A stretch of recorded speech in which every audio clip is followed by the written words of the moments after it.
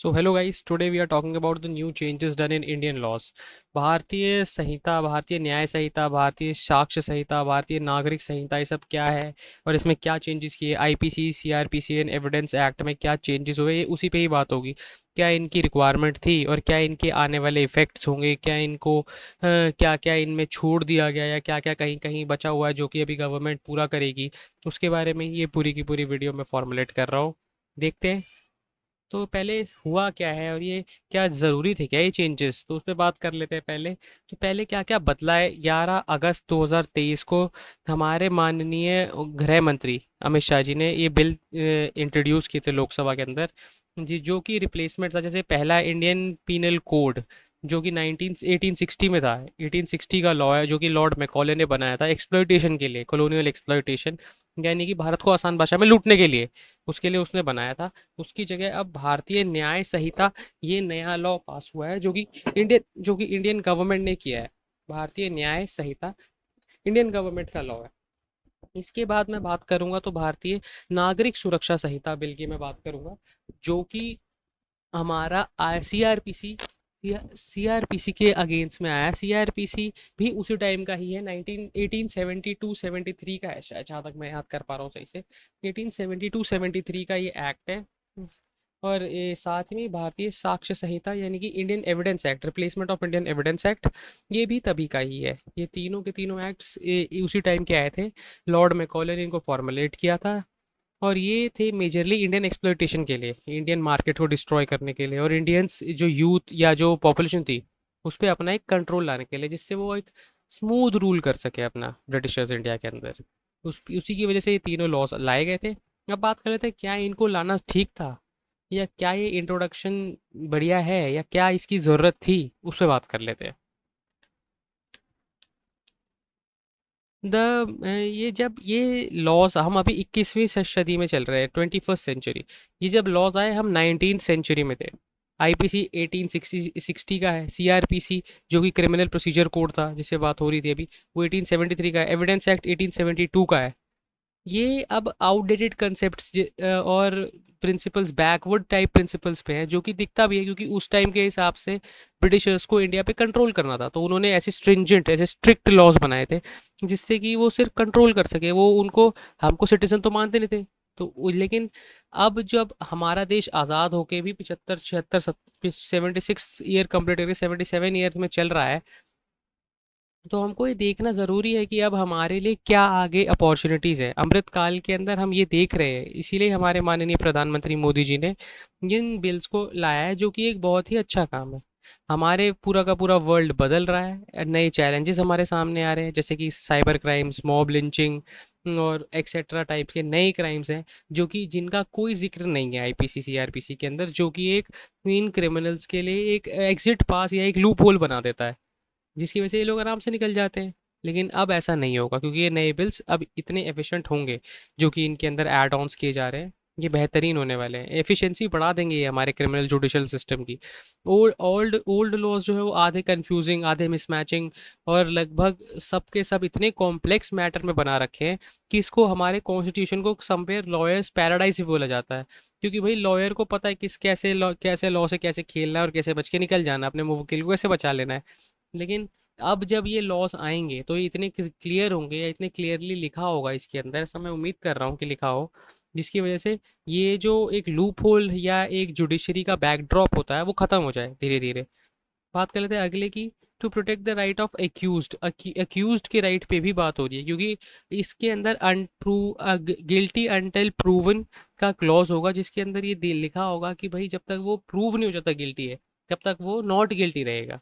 तो इसकी वजह से उसके भी राइट्स होंगे, जिसको हम जो कि पहले कभी होता ही नहीं था। पहले हमेशा अक्यूज्ड के खिलाफ बायस्ड होते थे ओल्ड लॉज जितने भी थे, लेकिन अब ऐसा नहीं है। बेटर प्रोटेक्शन की बात हो रही है, उसके राइट्स की बात हो रही है, जो कि होनी भी चाहिए। भाई अगर वो वहाँ पे इस टाइम अक्यूज्ड है, वो पनिश्ड, वो वहाँ पे उसको एज अ आरोपी खड़ा किया गया, उस पर आरोप सिद्ध नहीं हुए हैं अभी। भारतीय न्याय संहिता जो कि आईपीसी में नया चेंजेस है, इसके अंदर क्या क्या नया चेंजेस आया है। तो repeal of sedition law, article 124 124 of IPC, उसके अंदर उसके सब क्लॉसेस भी हैं, 124 128 आर्टिकल, और इन सब आर्टिकल से ही सेडिशन लॉ को पावर मिलती है। सेडिशन का मतलब देश के खिलाफ, या देश या किसी नेता के खिलाफ, या किसी ऐसे आदमी के खिलाफ जो कि प्रेस्टिजियस हो, उसके खिलाफ बोल देना या लिख देना, या कोई गेस्चर तक पास कर देना, जिसकी वजह से आपको एक non bailable offence as a sedition law के अंदर अरेस्ट किया जा सकता है, जो कि एक प्रॉपर कम्युनल आइडियोलॉजी को दिखाता है, और एक कम्युनिस्ट कॉलोनिस्ट सरकार को दिखाता है जो कि ब्रिटिशर्स थे। हमारी सरकार ऐसी नहीं है, इसकी वजह से इस एक्ट का हटना बहुत ही ज़रूरी था, जो कि अब सरकार, मोदी सरकार कर भी रही है, जो कि एक एक अच्छा स्टेप है। जहाँ मोदी सरकार अच्छा करेगी वहाँ उनको अच्छा बोलना बनता है भाई, ये एक अच्छा स्टेप है। नए ऑफेंसेस जैसे कि cyber terrorism, mob lynching, dowry deaths, इन सबको इंट्रोड्यूस किया जा रहा है।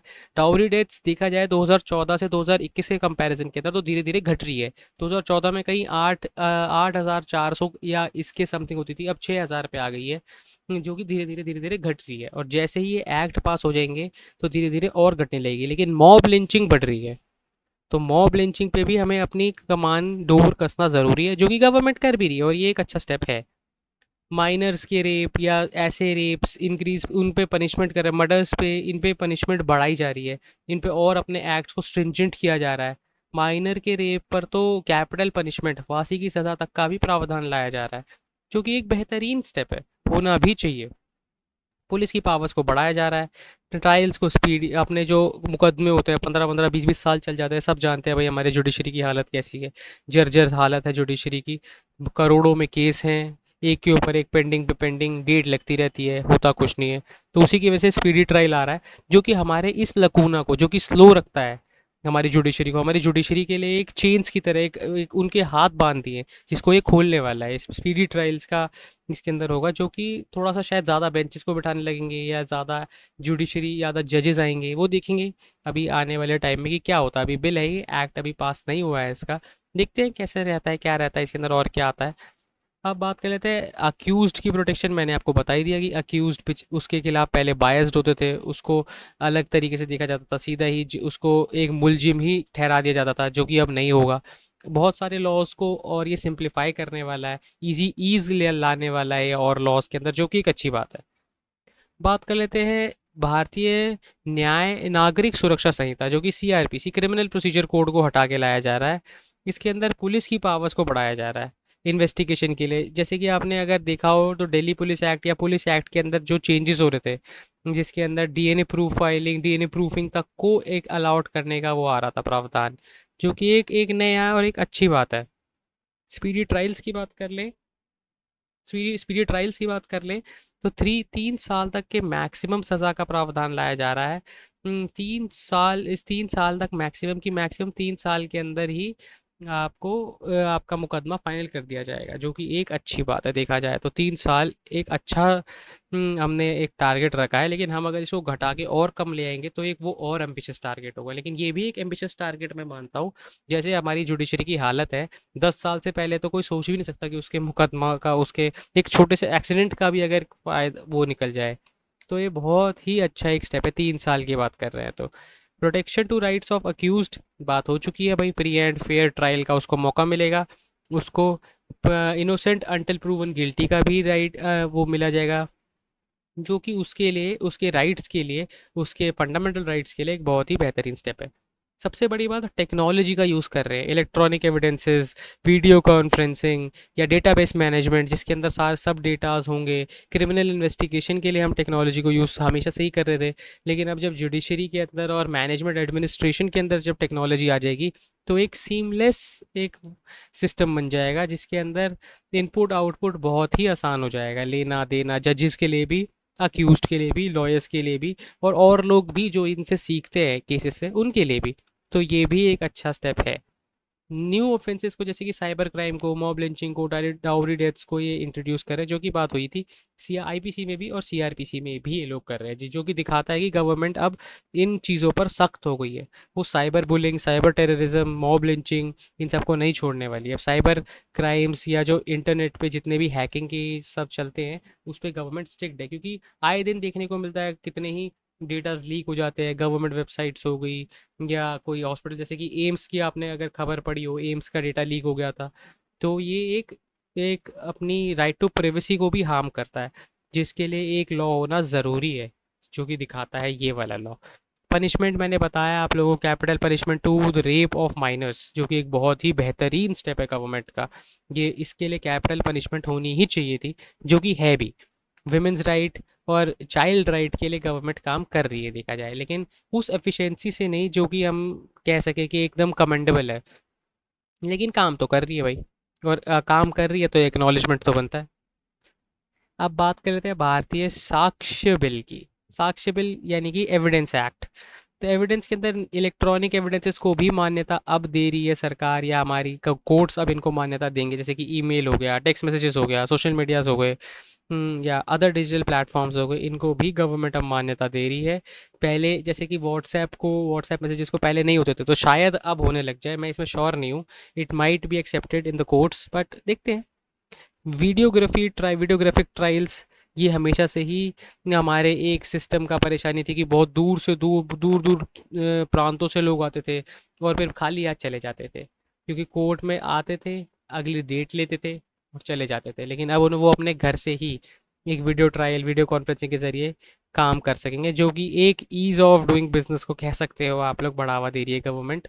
लेकिन देखा जाए तो इसके अंदर कुछ प्रॉब्लम्स भी हो सकती हैं, जैसे कि अगर किसी ने गन पॉइंट पे आपको रखे कुछ बुलवा लिया, तो ये भी एक समस्या हो सकती है, जिसको गवर्नमेंट एड्रेस करेगी। ट्रांसपेरेंसी और फेयर ट्रायल को प्रमोट करेंगे गवर्नमेंट, और आगे इसमें और अभी काम होना है। ये अभी एक नीसेंट इनिशियल स्टेज पर है। जैसे जैसे ये बिल के तरीके से आगे बढ़ेगा, तो गवर्नमेंट इसके लिए कुछ करेगी। टेस्टिमोनियल्स ऑफ चिल्ड्रंस, नॉन एक फ्रेंडली और नॉन थ्रेटनिंग इन्वायरमेंट देने की बात हो रही है चिल्ड्रंस के लिए, जिससे चिल्ड्रंस से चाइल्ड हरासमेंट मोलेस्टेशन कम हो जाए धीरे धीरे, जिसकी वजह से हमारे जो बच्चे हैं उनको एक अच्छा इन्वायरमेंट मिल सके, जिसमें वो ग्रो हो सके, अपने फुल एफिशिएंसी से आगे बढ़ सके। राइट टू साइलेंस का एक हमको प्रोविजन लाया जा रहा है, जो कि पहले नहीं था हमारे पास, कि आपने जैसे, लेकिन अगर इसके अंदर हम कॉन्स्टिट्यूशन से ट्रेस करेंगे, तो हमको आर्टिकल 21 22 या इन आर्टिकल्स के अंदर हमको देखने को मिलता है, 20 स्पेसिफिकली आर्टिकल 20 का क्लॉज 2 क्लॉज 3, कि हमको यही पावर देते थे, लेकिन अब इसको और अच्छे से और रिफाइंड वे में लाया जा रहा है, जो कि एक अच्छी बात है देखा जाए तो। अब प्रोटेक्शन टू विटनेसेस, विटनेसेस को भी प्रोटेक्शन देने की बात हो रही है, जो कि कोर्ट्स में जाते हैं, जैसे कि विटनेस आ रहा है, उसको मरवा दिया किसी ने आते टाइम। ये बहुत सारी आपने मूवीज देखी होंगी, उसके अंदर तो स्पेसिफिकली होता ही होता था ये, जिससे मूवी को एक अलग टर्न दे सके, लेकिन रियलिटी में भी ये है। विटनेसेस की प्रोटेक्शन बहुत ज़रूरी थी हमारे देश के अंदर, जो कि अब गवर्नमेंट कर रही है। एक अच्छी बात है, एक अच्छा स्टेप है, जो कि होना भी चाहिए था पहले से ही और अब हो रहा है। लेकिन विसल, अब इसके अंदर बात कर लेते हैं कि क्या क्या इसके अंदर और होना चाहिए था, क्या क्या नहीं हो रहा है। कि साइबर क्राइम या विमेन एंड चाइल्ड राइट्स के लिए या रिफॉर्म्स इन पुलिस के लिए एक वेग स्टेटमेंट बना के छोड़ दिया है, कोई अच्छे से डिफाइन नहीं किया गया है। कोई एक स्पेसिफिकली कोई केस या कोई ऐसा कुछ नहीं दिखाया गया है इन्होंने, जिसकी वजह से हम बता सके कि भाई ऐसे ये होने वाला है, कि कितना सज़ा हो सकती है या क्या हो सकता है, वो अभी थोड़ा सा नीसेंट स्टेज में कह सकते हैं, जिसकी वजह से उन्होंने नहीं दिया ये। या बिग अमेंडमेंट्स कोई जुडिशरी में नहीं किए गए, जैसे रेस्टोरेटिव जस्टिस हो गया, कि हम टारगेट करें उस आदमी को जो कि जिसने वो प्रॉब्लम की है, उसको टारगेट किए बिना हम उसको टारगेट करें जो कि हमारे देश में प्रॉब्लम है या उसकी उस क्राइम की वजह से हो रही है। हम उस पर्सन की जगह उस कॉज को टारगेट करें, ये है रेस्टोरेटिव जस्टिस। कि वो पर्सन ने तो गलती कर दी, लेकिन अब उसपे जो इफेक्ट होगा समाज के ऊपर, हम उसको मिटिगेट करें, उसको कम करें, उस इफेक्ट पे बात होती है। ये है रेस्टोरेटिव जस्टिस, उस इफेक्ट को कंट्रोल करना जो कि उससे हुआ है। अक्यूज्ड को तो करना ही करना, लेकिन उस अक्यूज्ड को तो हम करेंगे ही करेंगे, अक्यूज्ड को तो होगा ही होगा, लेकिन बात है वो जो इफेक्ट क्रिएट हो रहा है सोसाइटी के ऊपर उसके उस गलत काम से, उस पे कंट्रोल करना। तो उस पे कोई काम नहीं हुआ, जो कि हम उम्मीद कर रहे थे कि रेस्टोरेटिव जस्टिस होगी। डिले इन जस्टिस पे हमारी गवर्नमेंट कह रही है 3 साल, लेकिन ये बहुत ही एक एम्बिशियस प्रोजेक्ट है। और ये भी सिर्फ जहाँ तक मुझे लगता है क्रिमिनल केसेस में तो ये नहीं हो सकता है। तो ये तो डिले इन जस्टिस तो रहेगा जब तक कि जजेस की संख्या, बेंचेस की संख्या, कोर्ट्स की संख्या नहीं बढ़ने वाली है, तब तक ये प्रॉब्लम तो हमेशा ही रहेगी। और lack of access of the court to the people, क्योंकि भाई हर एक के पास इंटरनेट, हर एक के पास वो टेक्नोलॉजी नहीं होगी कि वो वीडियो कॉन्फ्रेंसिंग या टेक्नोलॉजी के बेस पे आ सके। रिमोट एरिया से लोगों को अभी भी आना ही पड़ेगा। वो एक इफेक्टिव एडमिनिस्ट्रेशन या इफेक्टिव इंफ्रास्ट्रक्चर अभी भी मिसिंग है गाँव के अंदर, जो कि एक होना चाहिए। पहले वो सेटअप हो, उसके बाद अगर ये आता है तो ज़्यादा बेटर रहेगा। बेल के ऊपर जैसे कि हम उम्मीद कर रहे थे कि बेल के ऊपर बात होगी, लेकिन बेल के ऊपर भी कोई बात नहीं हुई है। इजी ग्रांट्स ये इजीली एक एक्यूज्ड को बेल मिल जाती है, वो आगे चला जाता है, अपना क्राइम से बच के एक टाइम के लिए निकल जाता है। लेकिन ये भी एक बड़ी समस्या है। इंफ्रास्ट्रक्चरल डेवलपमेंट, ह्यूज कंजेशन है जेल के अंदर, जो कि सभी को पता है भाई। उन 36 स्टेट्स और यूटीज में से 19 स्टेट्स और यूटीज के अंदर ओवर ओवर ओ ये ओवर क्राउडेडनेस है देखा जाएगा तो। बहुत ही बहुत ही कम जगह के अंदर बहुत ही ज़्यादा प्रिजनर्स को रखा जा रहा है।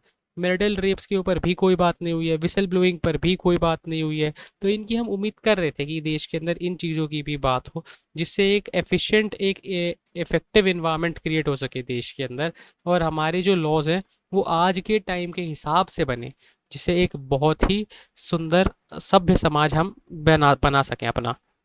इसी के साथ ही मैं इस वीडियो को एंड करूँगा। मैं उम्मीद करूँगा कि आप लोग इस पे सोचेंगे थोड़ा सा, और मुझे बताएंगे कि और क्या क्या हम आईपीसी, सीआरपीसी, एविडेंस एक्ट या और कोई भी एक्ट के अंदर ऐड कर सकते हैं, जिसकी वजह से हमारा मैनेजमेंट सिस्टम और एफिशिएंट हो। Thank you very much for watching. जय हिंद, वंदे मातरम।